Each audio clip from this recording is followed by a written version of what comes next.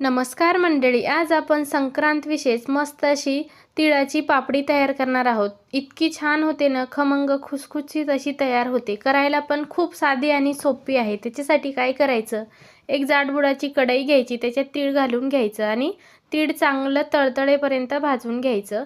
3 ते 4 मिनिटं भाजून घ्यायचं, जास्त भाजायचं नाही, कारण जास्त भाजल्यास तीळ कडू होतो आणि रंगसुद्धा बदलतो।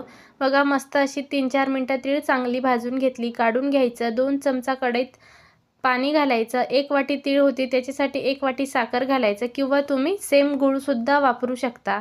आता साखरेचं कॅरमेल तयार करून घ्यायचं। चवीपुरतं वेलची पूड घालायची आणि मस्त मिक्स करून घ्यायचं। भाजून घेतलेली तीळसुद्धा घालून घ्यायची आणि चांगलं मिक्स करून घ्यायचं। एकजीव झालं की याच्यात थोडं जायफळ किसून घालायचं, म्हणजे वडी छान होते चवीला।